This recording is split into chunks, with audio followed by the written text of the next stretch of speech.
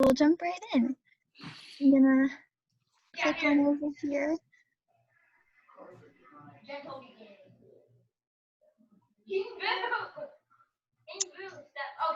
All right. So the slides are pretty interactive, so there's lots of fun questions and ways to engage. So please jump in, talk as much as you want to. We really want to hear from you guys. It's not, I don't want to just like talk the whole time. Okay. So the first slide is actually a question.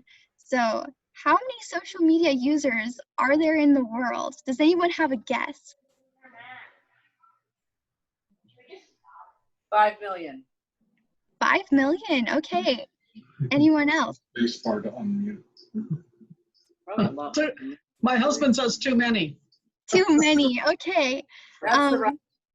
That is probably the right amount. There are 3.5 billion social media users worldwide. So 5 million was a little bit small, actually. A lot small. Yeah, it's crazy. There's only about 7.6 billion people in the whole world. So Mr. Mark and I were talking today, and this is half of the world's population is on social media. So this stuff is all about why we should use social media, and this is one of the reasons. It's got a huge reach. Okay, second question. How long do you think people spend per day on social media? 2 hours. 2 hours? Okay, actually you're correct. They spend roughly 2 hours on social media. Good job. Who said that? I did, Angela. Angela. Okay, nice. Yeah, you're correct. Yeah, sorry, the faces are really small when I'm presenting, and so it's hard to see who's talking. But yeah, awesome. Okay, so this one is guess the percentage. So how many millennials, what percent of millennials do you think are on social media? 90.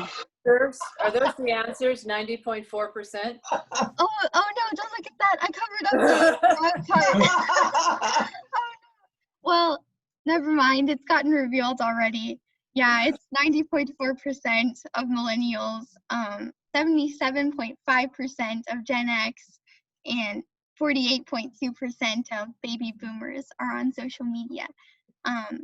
So yeah, when I first started doing some research, I honestly thought the numbers would be lower, but there's a lot of people from all of the generations on social media. So one of the perks of using it is you can reach a lot of people, and it's not all just one demographic. It's also an easy way to spread the word about Righteous Rides. 71 of people who have a positive experience with the brand on social media recommend the brand to their friends and family. So it's a good way to get the word out by word of mouth.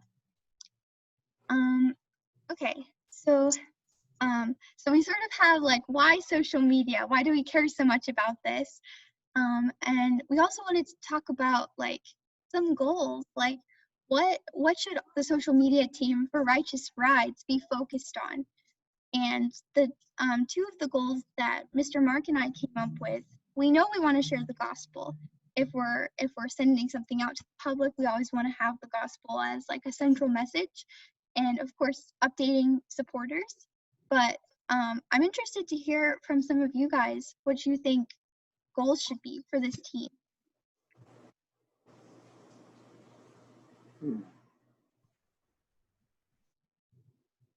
I would think you would want to share stories to help pull on the heartstrings and connect them emotionally to the ministry. Yeah, absolutely. That was Miss Sherry, and yeah, that's a great goal, I think. Yeah.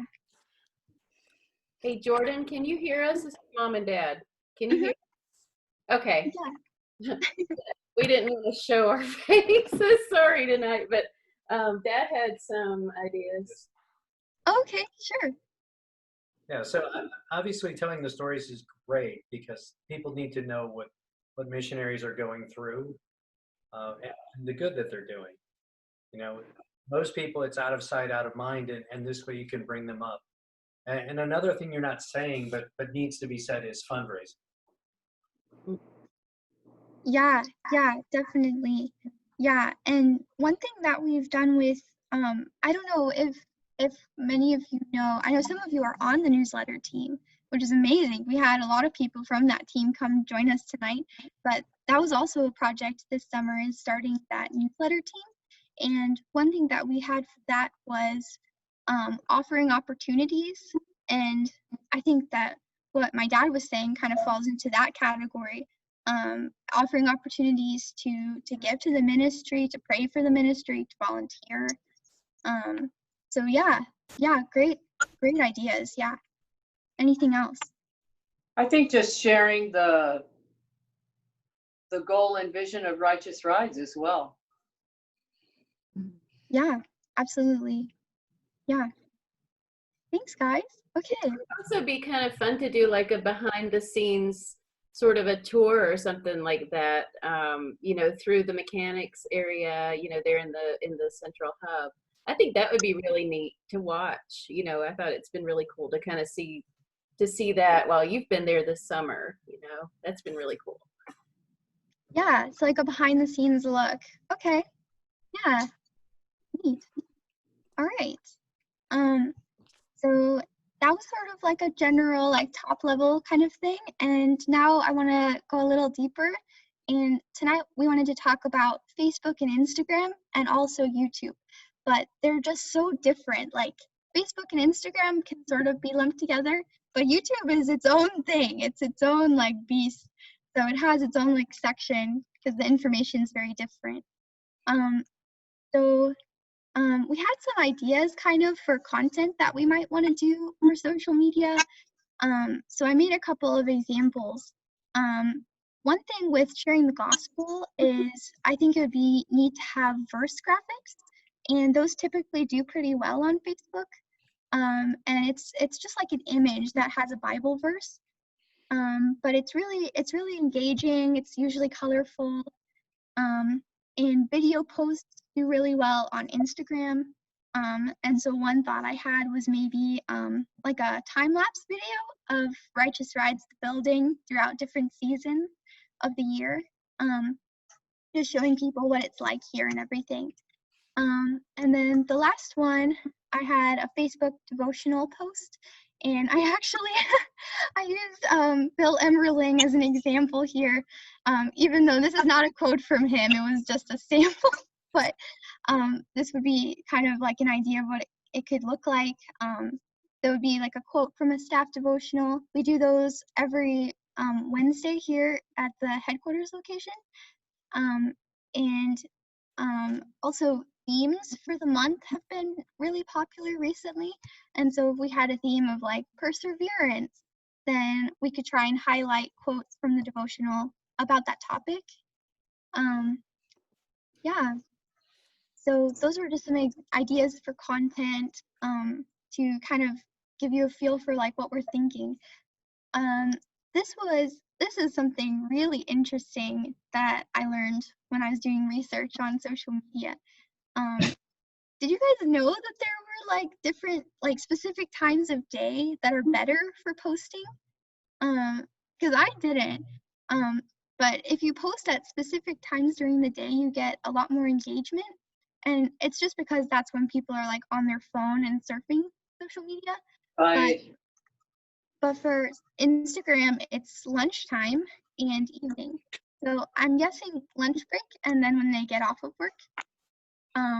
But for Facebook is kind of interesting. It's nighttime until dawn. So I wasn't expecting that, but if you post between 8 p.m. and 7 a.m., then you get like double as many interactions with your content.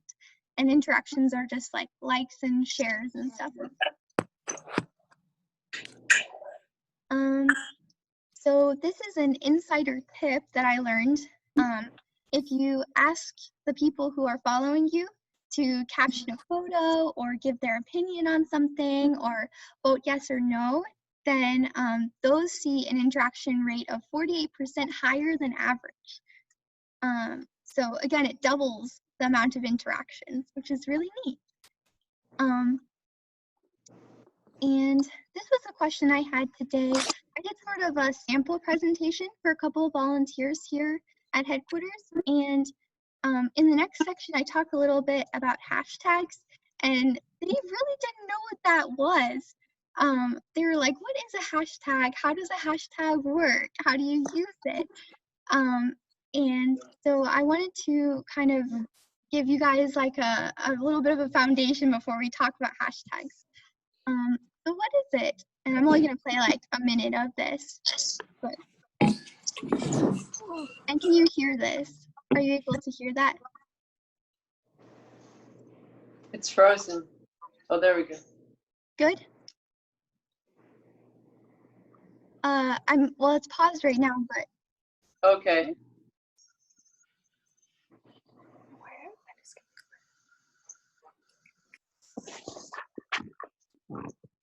I'm not hearing anything.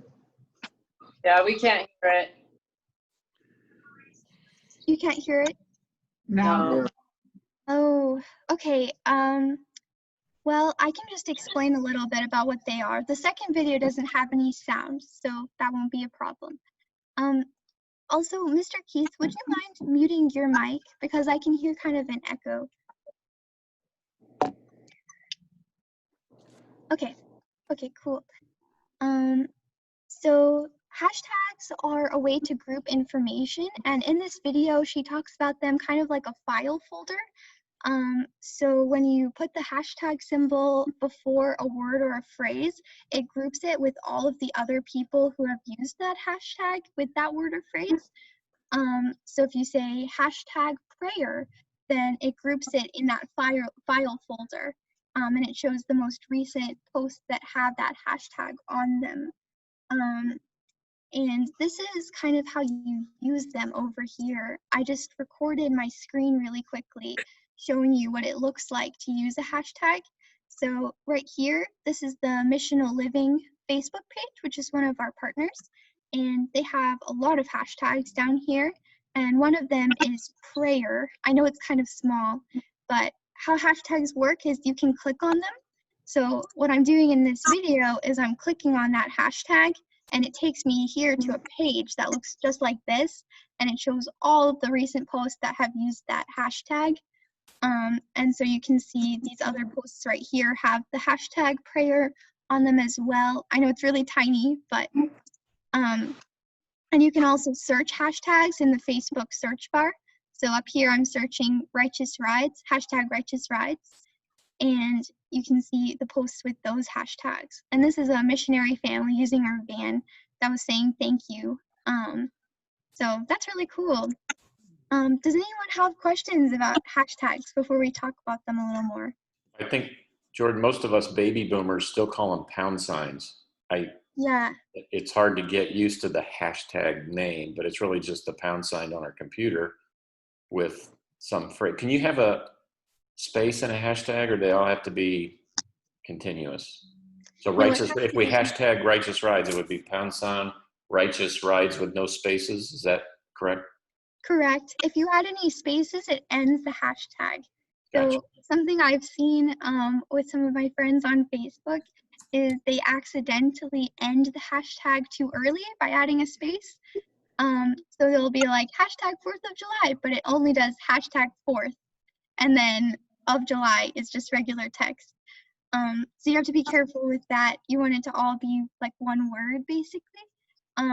And one thing they also recommend is capitalizing the first letter of each word so that you can read it more easily, because otherwise it kind of looks like gibberish. It runs together. You can use dashes and other things to try and separate. So are you telling me if I search Facebook for a hashtag righteous rides, I will be able to see missionaries' posts who I am not friends with Yes. if they put the righteous rides hashtag on it? If it's a public post. Okay. It'll show you everyone who's ever used the hashtag righteous rights, but it'll start with the most recent. You also get some like custom cars that people put that hashtag on that have nothing to do with us, but Right. yeah.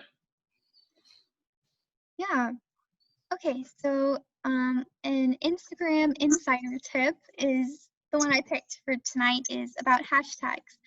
So there is a recommended number of hashtags to use for each social media.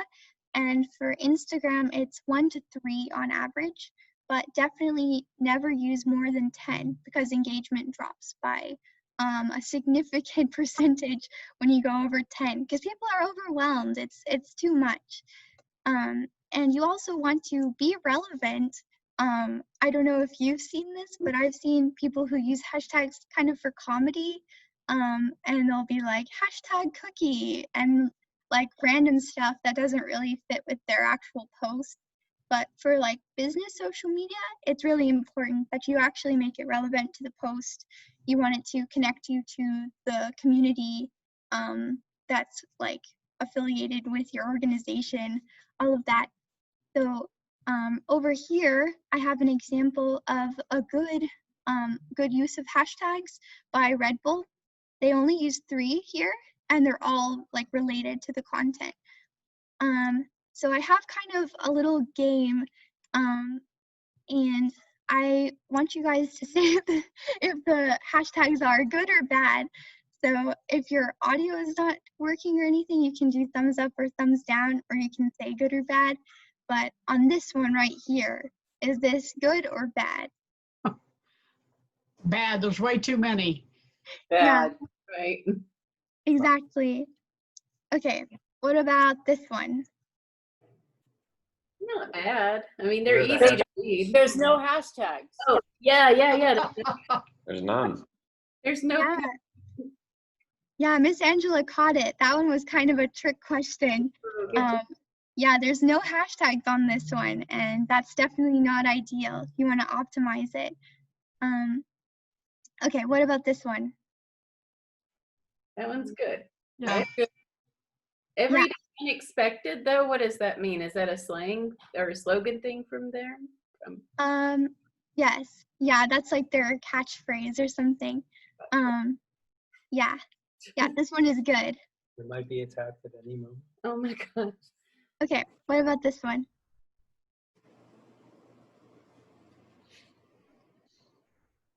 Yeah. Wouldn't Nike be a better one? Yeah, I think so, but technically this one is so-so, you know. They have one hashtag, at least they don't have 0. It's not capitalized, so it does kind of run together into like just do it. Like you can, when I look at it, I have to kind of pick apart the words. And they don't hashtag Nike. And so like Miss Sherry was saying, I think it's a missed opportunity, but yeah, but they're like middle of the ground. Okay, good job, guys. That's the end of the game. Okay, and for commenting, there's actually ideal comments also, which I thought was interesting. The ideal comment is 3 to 7 words with 2 emojis, and this is specifically for Instagram. And you want to use related terms. So this right here is a poor comment. It wasn't related to the topic of the post at all. They were just kind of like spamming with their business stuff, and they use like a ton of emojis and capitals and stuff. This one right here, these are decent comments. We've got some emojis with no text and then some text with no emojis. So those aren't ideal, but they're not bad. I hate emojis. I didn't realize that they counted for positive points. I had no idea. Yeah. People get carried away with emojis, and I'm like, I can't read what you're saying because you got all these little pictures. I don't know what that is. So I guess I gotta study my emojis. So the reason that I'm saying that this is like the optimal is the 3 to 7 words with 2 emojis. So the way social media works is each social media has an algorithm that it runs on everyone's posts, and it tells the website, this post is going to be really popular. Like it's relevant to a lot of people, that sort of thing. And the way it does that is often by the number of likes and shares it gets within the first roughly 10 minutes, and then also how many comments it has. and comments with emojis get a boost from the algorithm because they're more positive. So that's why this is like the ideal comment if you want to like help a business have more reach on social media. Jordan, this information, is it the same with Facebook as it is Instagram?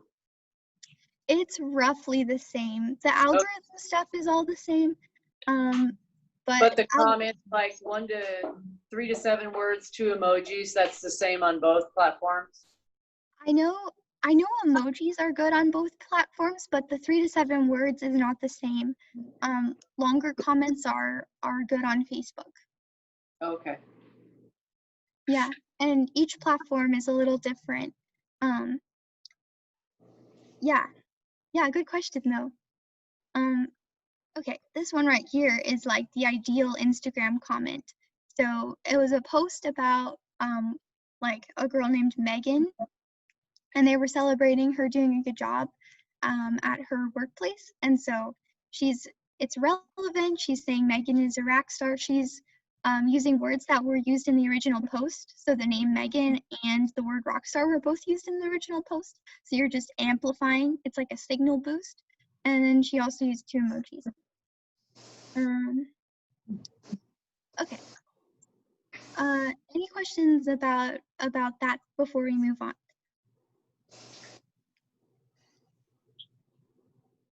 Okay. So this slide is kind of about consistency. One thing that was really important in my research about social media is just consistency across platforms and in posting. So consistency with like schedule, like when you post, when can people expect to see stuff from you, and then also consistency in like colors and all of that stuff. And so here you can see sort of the colors of Righteous Rides, and we have this purple color, white, blue, and orange, and I pulled all of these from this brand, the logo for Righteous Rides. So these are kind of the colors that we want to use when we're using social media. And then State your hashtags though. sorry? Oh my You goodness. have the pound sign in front of the numbers of the colors, so I was Oh, thinking. Your Pantone hashtag. colors. That's just Those to confuse everybody. oh, that's funny.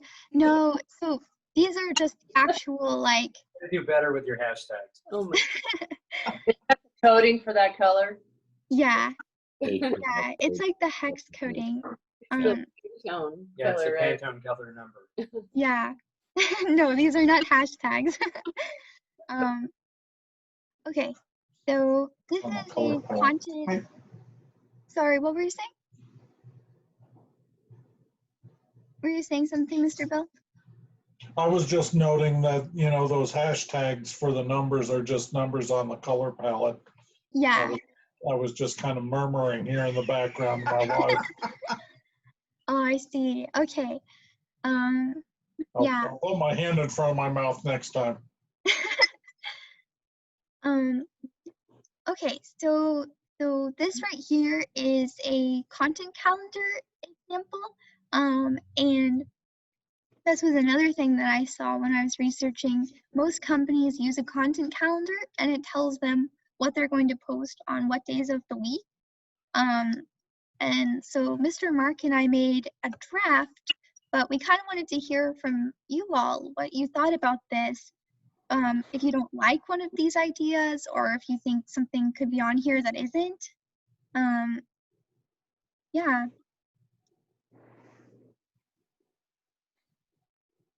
Well, I think your point that you made a minute ago is really good, Jordan, about being consistent. Because in the past, we'll have a big flourish where we post 3 or 4 things in a few days, and then we'll go for like 2 weeks with no posts. And so I think having a schedule, any schedule's a good idea, just to kind of be disciplined about consistently posting something. I like your idea when you made this draft. You gave me some credit for it, but I'm not going to take it because you did all this. So this is your draft. And I like some of these ideas. I like Righteous Rides being tied to scripture verses and to devotionals. I like that aspect of it, and it's not that hard to do. And you made a passing comment a minute ago about having theme weeks or theme months where we focus in on some topic, whether it's joy or hope or whatever the topic would be, and then have Bible verses associated with that and tie a short video story that kind of speaks to that. I think those are all really good ideas. So I like that part of it. I think it looks great. It's a nice layout, actually. Good idea. Thank you. I would suggest about once a month or so to throw in some stats. You know, I love stats. Oh, that's a good idea to have a. I think that's a great idea, Janice. You know, saying, hey, we've had 500 requests this year and we've been able to fulfill 87 of them or something, you know, 150 of them, whatever. Yeah, that is a great idea. I might suggest prioritizing what you consider to be most important, because trying to do something 7 days a week might be overwhelming if you don't have sufficient help. Mm. And you might want to be very consistent about whatever is deemed most important. Yeah, definitely. And Jordan, looking at it, I love the schedule, and I do love that that especially with social media, you generally can post them early and schedule them when they go out. So like he was saying, you know, you don't have to have somebody live doing this every day. You could spend one day, set it all up for the week, and then boom, it just goes out, you know, magically, which is great. Yeah, the awesome thing about this is if we had just like one person who wanted to do Throwback Thursday and find a cute photo from a couple years ago, and like Throwback Thursday is all about memories, and throwing back to something interesting that happened in the past. So if we had someone interested in doing that, they could do a month or even 2 months. They could go and find four photos and write something quick about them and then schedule the whole month. So yeah, exactly what my mom was saying, like that there's a lot of opportunity to do it in advance. I definitely like the idea of dividing it up, because if somebody was just a Throwback Thursday person, finding 4 pictures a month is not that hard. But if you're the one person doing 7 days a week with 7 different things, that seems a bit overwhelming. Yeah, great feedback. Yeah. Okay, so we've made it kind of to the halfway point. This is YouTube content, so we're switching gears, and this information is pretty different. Like there's not a lot of similarities. They're both social media, but when I think social media, I don't even think of YouTube. It's like its own thing. So yeah, we're gonna go and talk a little bit about YouTube also. Okay, so why should we use YouTube? On mobile devices alone, YouTube reaches more 18 to 49-year-olds than any TV network. And among millennials, YouTube accounts for 2/3 of the online video watched. So it's huge. And the time that people spend watching YouTube doubles every year. So it doubled from 2019, and in 2019 it was double from 2018. And then here's a couple of other kind of crazy stats that we found. The platform has over 1.9 billion monthly users, and it's the world's 2nd largest search engine. Also, 25% of people in the world use YouTube, and it has more users than Facebook and Instagram combined. Wow. That one surprises me. That is amazing. Yeah, it's huge. So here's a little bit about our own YouTube channel. We only have maybe 30 videos on there right now, maybe less. It's pretty small. And our most watched video right now is Giving Tuesday Thrivent with 286 views. And that one was advertising one of our fundraising campaigns. And it went out to like the Thrivent network and our network over social media and a newsletter. And so Mr. Mark and I were talking, and we're pretty sure that's why it has the most views. It just had the most reach. And one of our least watched videos is actually my video, which is pretty funny, but that's okay. And it only had about 41 views, and I'm pretty sure that's because we didn't advertise it much. It basically only went up on Facebook, and our average number of views on Facebook is like less than 100. So 40 people clicking on it is actually pretty good. Any way to do something with some kind of hashtag related type of thing to attract attention besides those that are already familiar with us? Yeah, on YouTube? Yeah. Yeah, absolutely. On YouTube, they recommend using 10 to 15 hashtags. So you can get kind of crazy with it. And there's not very many people using hashtag righteous rides. So I think that could be a really interesting way to create our little like niche. And we also have some ideas for content that could draw people in that aren't already involved with our ministry that I'll get to in like 2 slides. So hold on until that slide, and then if I don't answer the question, then you can ask again. Okay. So some more YouTube stats that I just thought were interesting. Our most liked video was the first one we did when COVID hit, and it was kind of an update from Tina and Brett Bias about what was going on and encouragement with COVID. And that one had 9 likes, and that's the most we've ever gotten. And then we this I just find so funny. Someone disliked the video of Mark and Brett talking about the beginning of the ministry. And there were only like 5 views total on this video, and someone watched it and thumbs down, and I am just amazed. But yeah, so and the video. So we really need everybody on this call to go to Righteous Rides YouTube channel, watch that video and like it and make some positive, because our feelings are pretty sore right now from that. Yeah. Yeah, and then the video with the most comments, we've only ever gotten 2 comments, is this volunteers video, and it's sort of highlighting what people are doing here. So that makes sense. And they were commenting saying like, thanks or good job. People shared that with like friends and family. But that was one thing that we didn't have on our schedule, was highlighting volunteers on our posting. And I think maybe that's something we ought to go back to, is do little snippets or key things about volunteers and what they do. Good idea. Yeah, And absolutely. it seems like people like that, so that would be cool. Jordan, got a question. If we share a video on Facebook and somebody likes it from our share, does that walk over into your number of likes?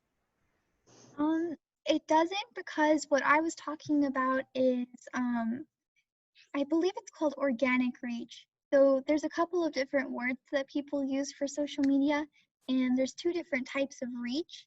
And one is how many people are interacting on your direct page, and that might be direct reach actually.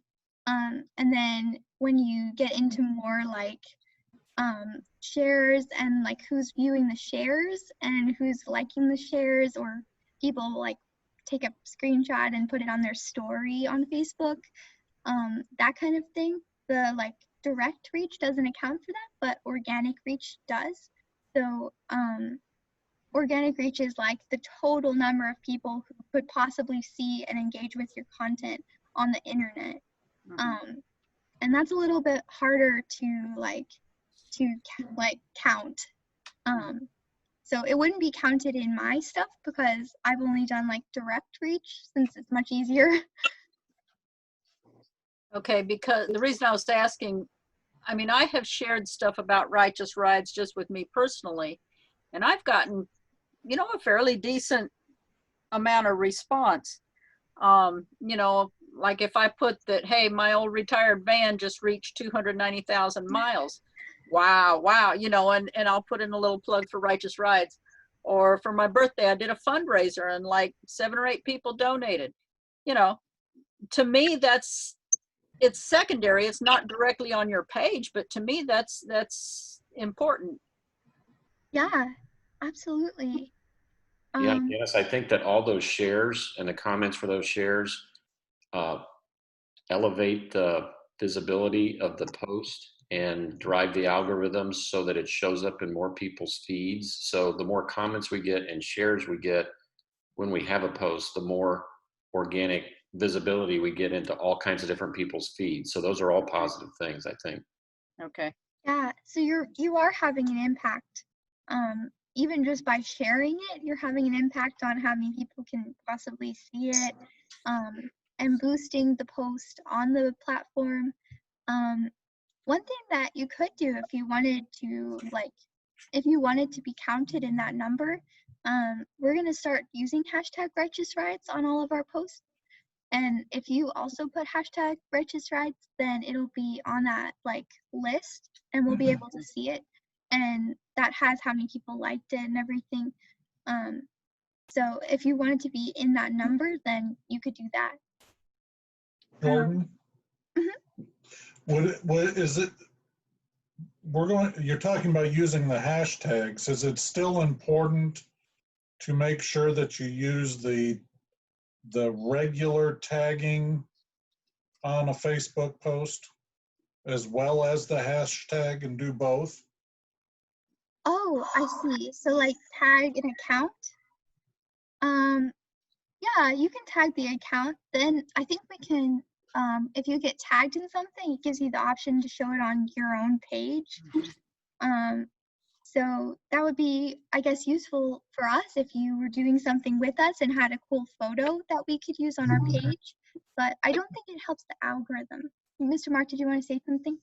Well, I think tagging people, like if you make a post about something relative to Righteous Rides, and maybe it has a little story or there's a picture of Bruce or somebody in there, if you tag him, then it will definitely go to his feed.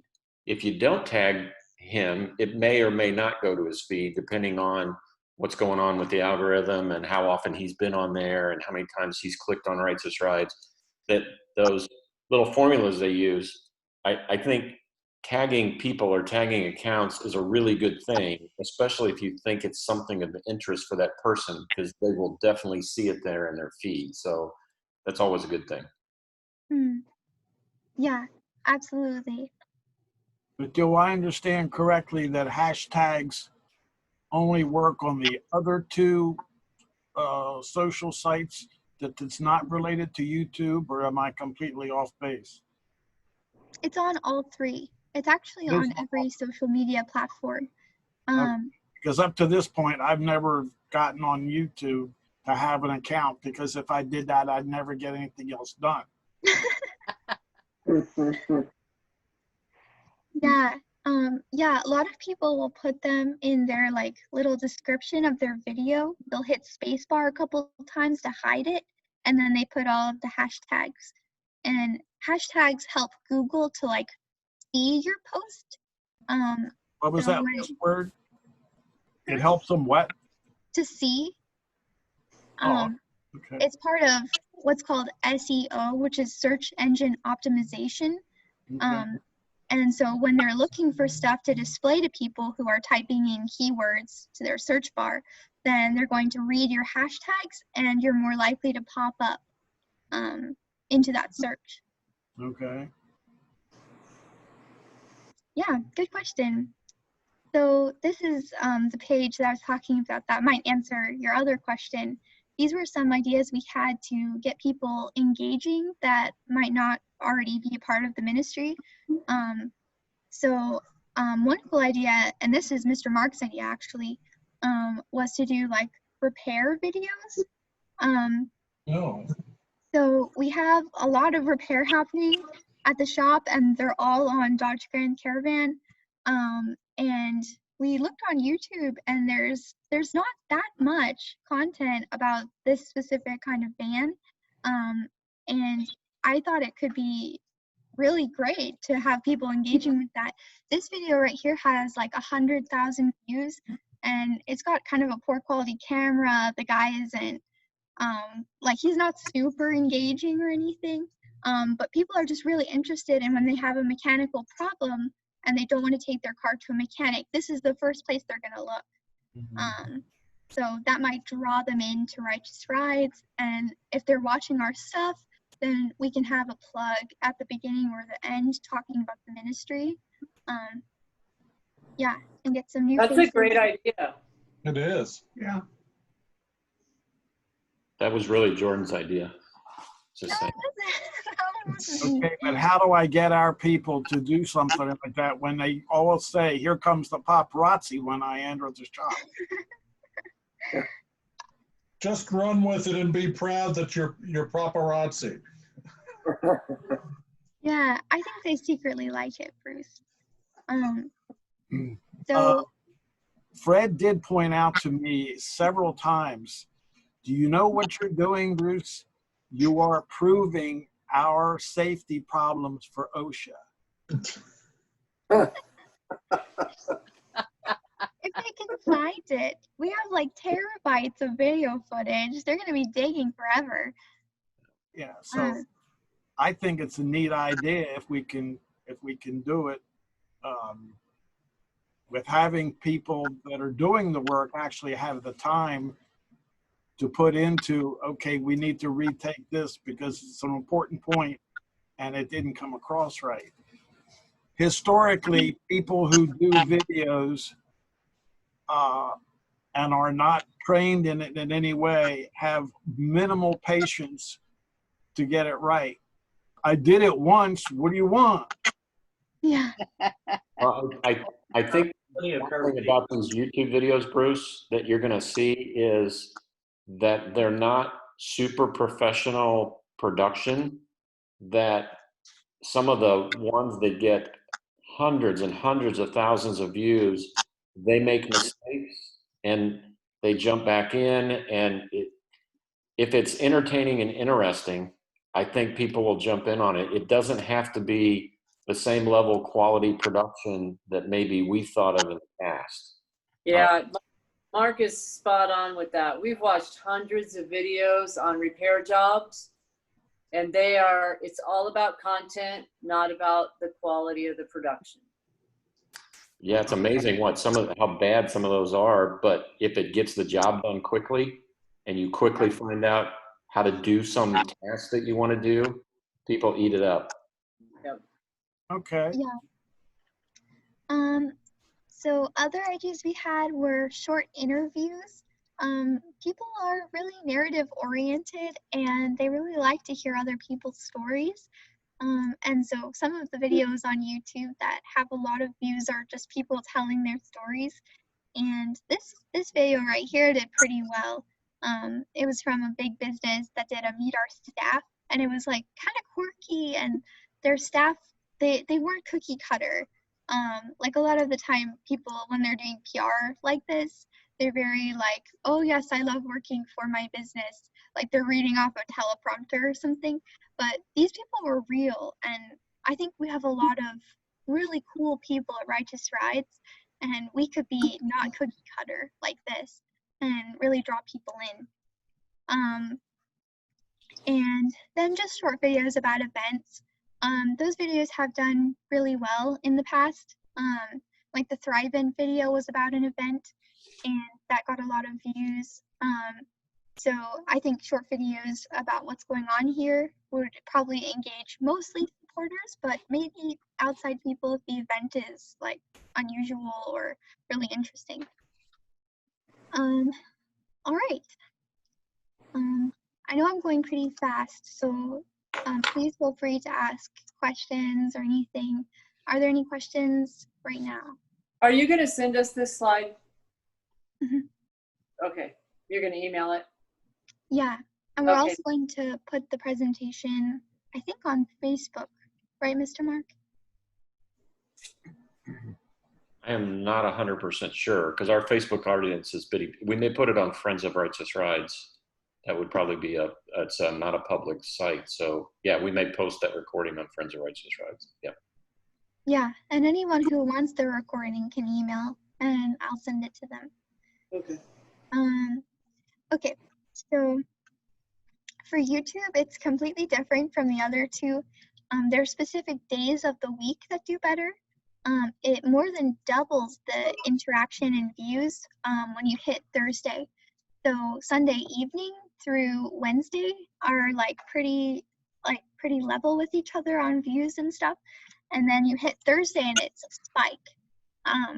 And like I just thought that was pretty interesting. Especially lunchtime is good on Thursdays and Fridays, and especially morning is good on Saturday and Sunday. When people should be at church. Yeah, when all of the non-Christians are sitting at home. Yeah. Okay. So actually, that is the end of the official slideshow. So you made it through. I know it was a lot of information. It was like a fire hose, but hopefully some of it sticks, and if not, then we'll send the PowerPoint. We did want to have a discussion.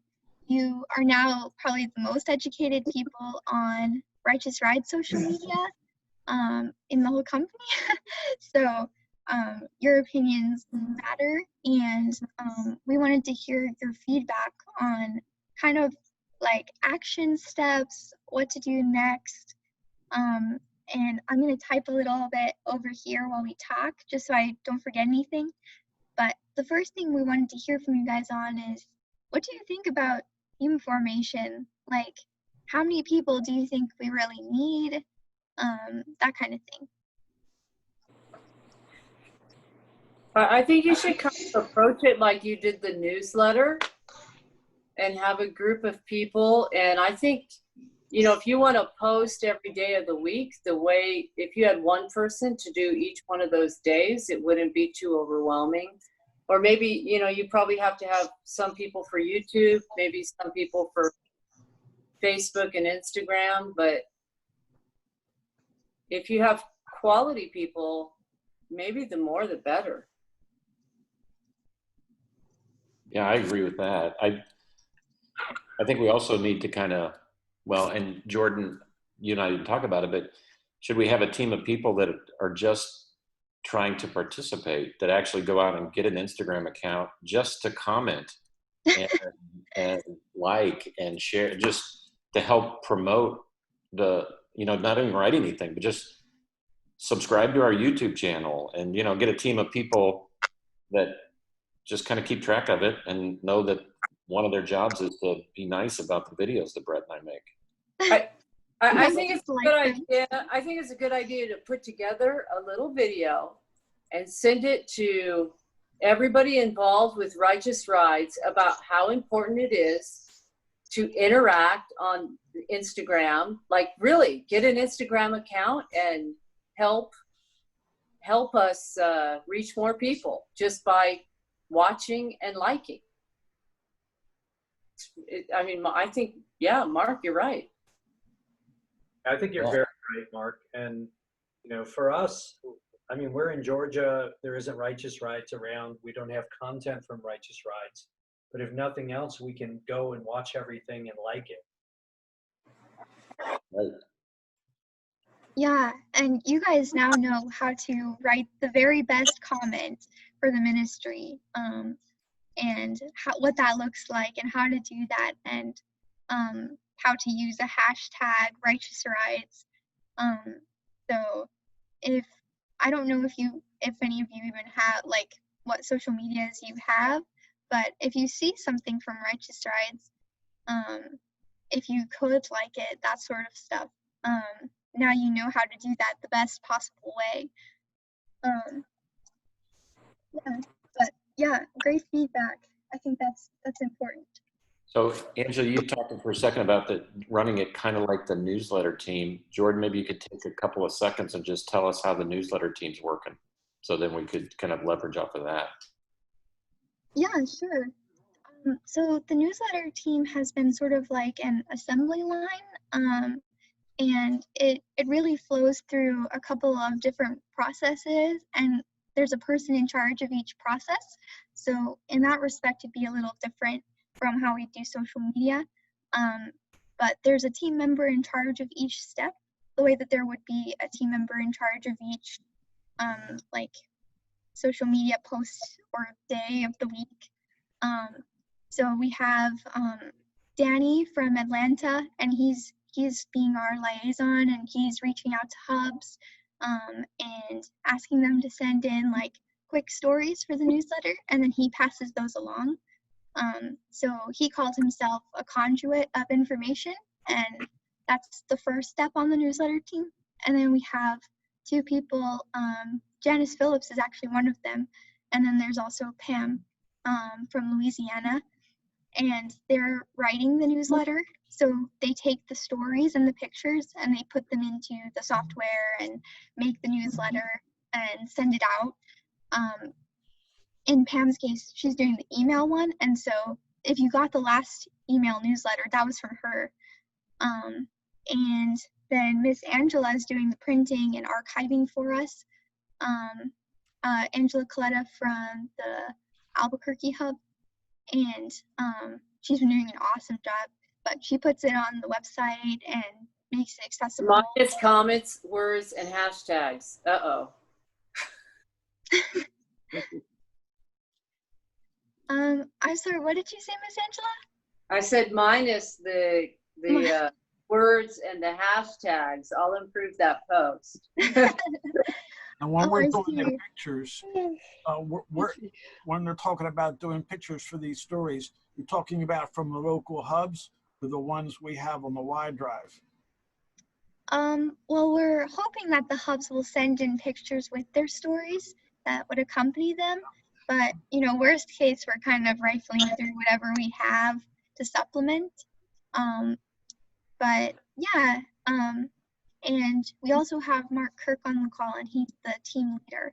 So he's facilitating the team meetings and making sure everything is going okay and that the assembly line doesn't break anywhere, all of that. Mark, how many people have access to the Y drive? So the Y drive is on the server in the headquarters facility. So anybody that's in headquarters or has a VPN set up to like Sue Mitchell can VPN in, those are the people that would have access to that drive. But I mean, there's other things. Wes is online. There's other ways we could facilitate it if we need more people to share. Okay, because you know, I've got a lot of categories of pictures now on that Y drive, and some thousands of pictures, I think, that people could go through, and they're already under categories of shop, office work, detailing, various different divisions, categories. And if I know what more needs to be done, then we'll go ahead and do it. But I mean,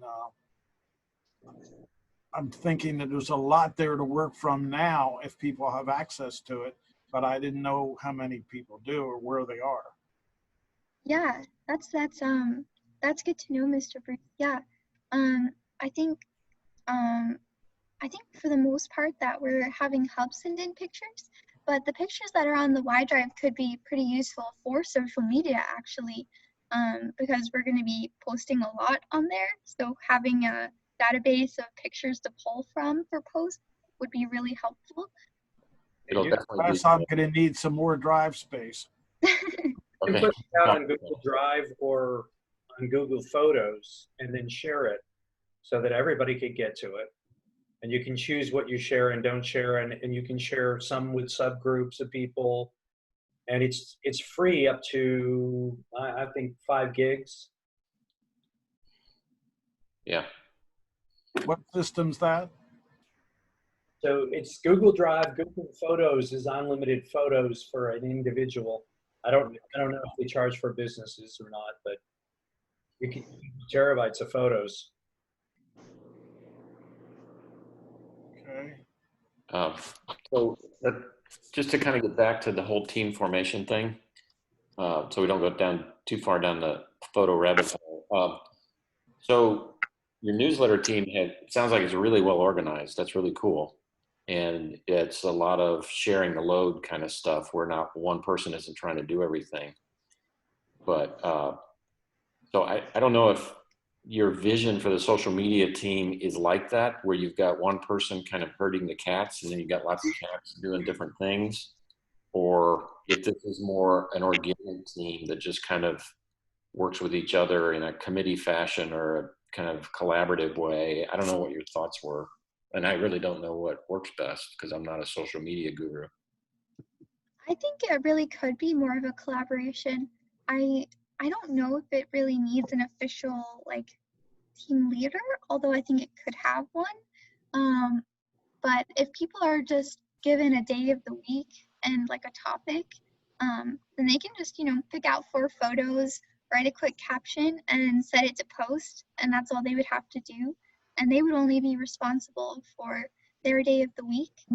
And yeah, I guess a system of accountability would be the only thing that might be missing if we didn't have a team leader.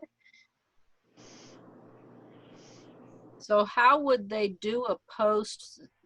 Suppose I were to do a post, I don't have access to the Righteous Rides account. So would all of us have access to that? To the Facebook account? So on Facebook and I think Instagram also, if I'm less sure about Instagram, you can give people different levels of rights.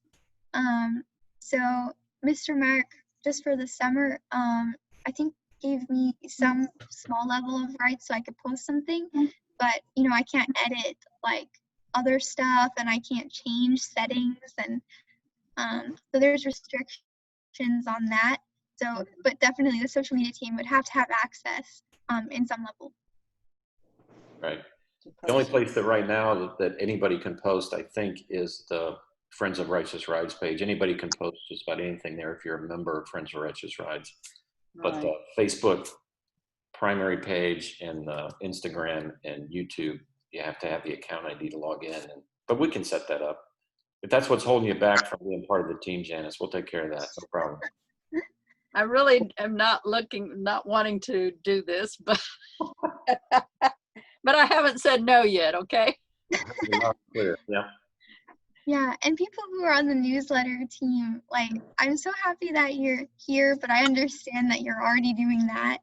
And I was like super excited to see you guys are coming because you have been in on the like new technology and that sort of thing. But like you're already doing another team, so please don't feel like pressured to this one also. Unless you're interested. But is it fair to say, Jordan, that the newsletter team is probably going to generate some quality content that we could move over to this team and also publish on social media? Mm-hmm. Yeah, I think Mr. Danny, if he was willing, might be able to, send some of the stuff from the newsletter team. He's already reaching out to people, and it's like one more email, but he could send the newsletter team stuff to the social media people, and then they could post it for him. That's one thought. That way we're maximizing what we already have. But well, you talked about having themes. Is that something that the social media guys could coordinate with the newsletter so that theme is consistent between the newsletter, maybe monthly, and some of the things going on social media? Or is that pushing too hard to try and be too organized?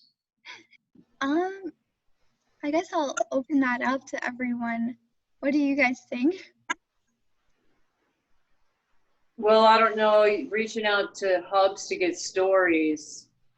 I don't know how well they're going to coordinate with the theme.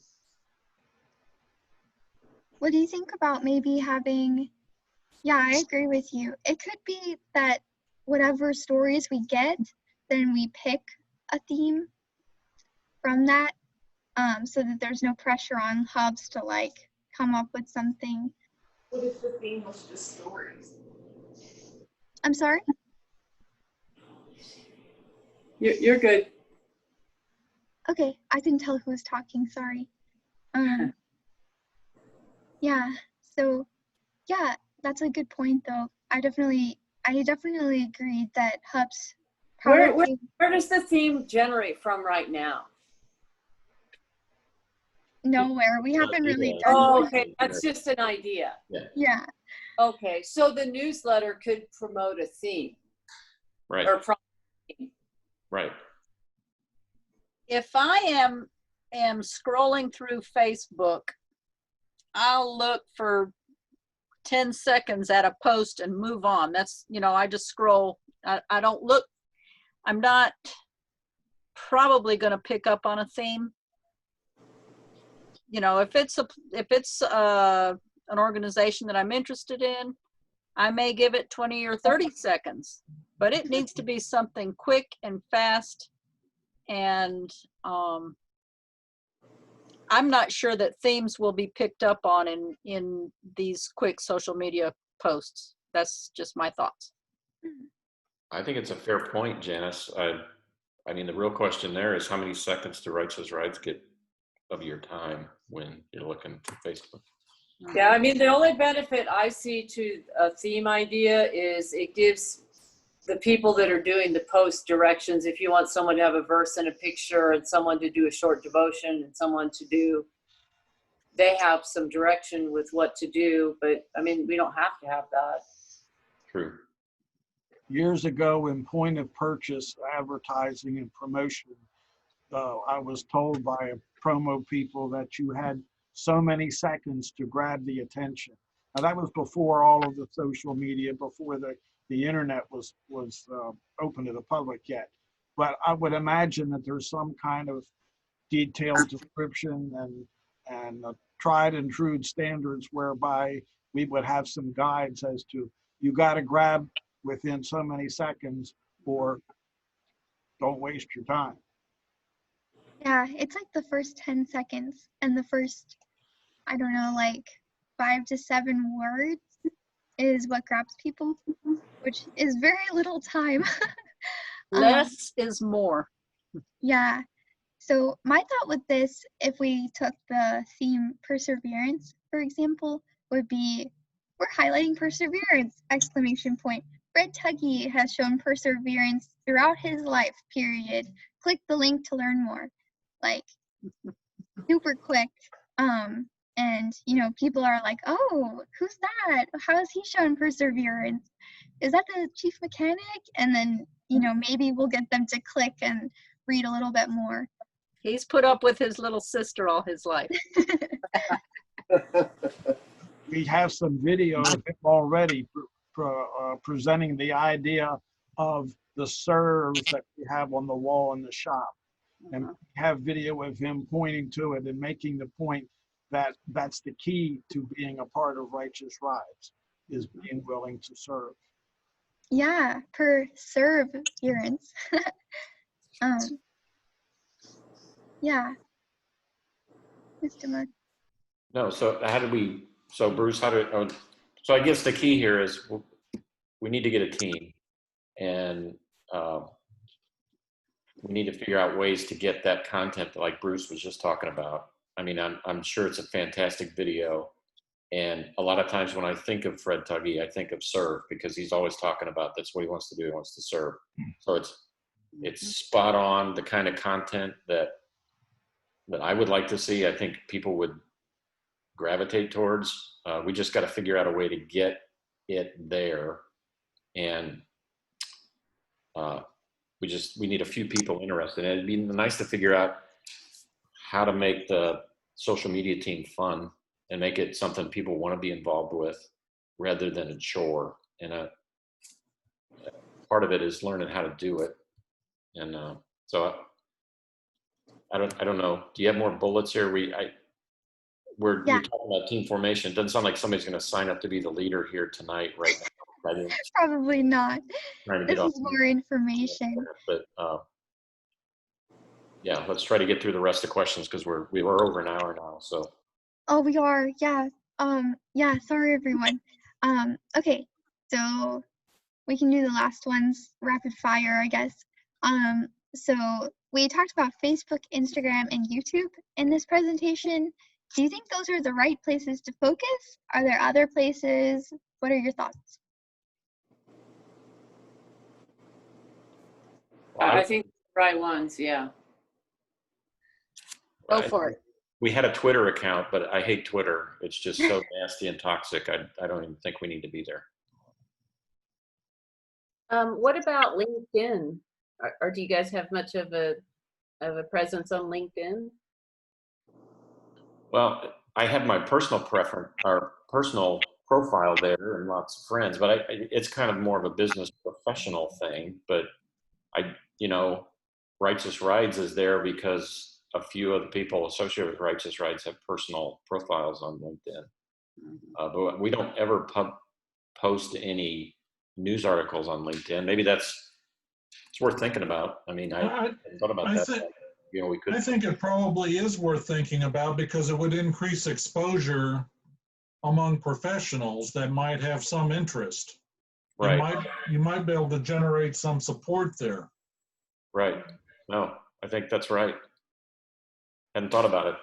I think I enjoy reading the, business things that they post on, that my friends' businesses are posting on LinkedIn. I think it's really cool to kind of follow that and keep up with that. So, yeah. Yeah. I think the post that you would do on LinkedIn would probably not be, I mean, there might be a little bit of overlap between Facebook and LinkedIn, but I think you would want to do different types of posts. Yeah, I agree. It's worth considering, but it would be a different ball game kind of. And whoever was doing it would need to know like the right number of hashtags for LinkedIn and what kind of content are people looking at on LinkedIn. And so it would be, I don't know, I guess we'd have to do kind of an analysis of is it worth it to be on LinkedIn? But yeah, good feedback, guys.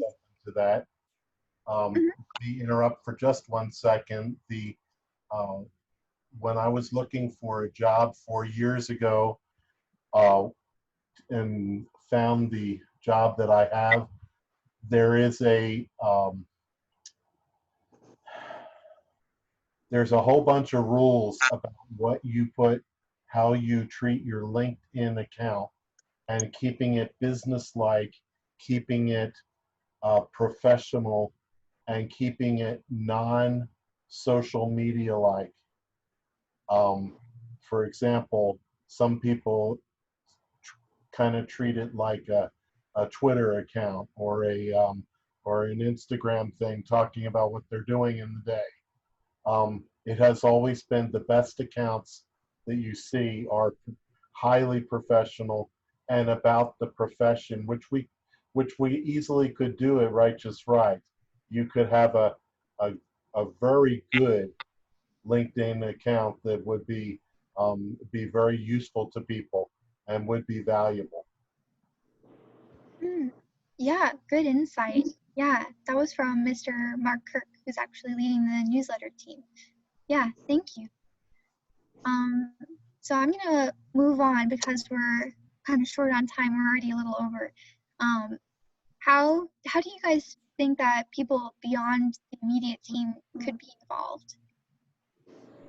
I think people just watching and interacting with the posts that are there would be very helpful. If we knew people who were willing to interact with the posts and had them on a group message, and you could send out and say, hey, I'm getting ready to post in about 5 minutes, please come on and like it, comment, because the first 10 minutes of the post are the most important. And so you could you know, this is a heads up post or a, you know, give me a high five or something. Right. And let them know ahead of time that you're going to post so that they will go on and look for it. And that could be people that are not on the team. Mm, Right. Good point, Janice. yeah.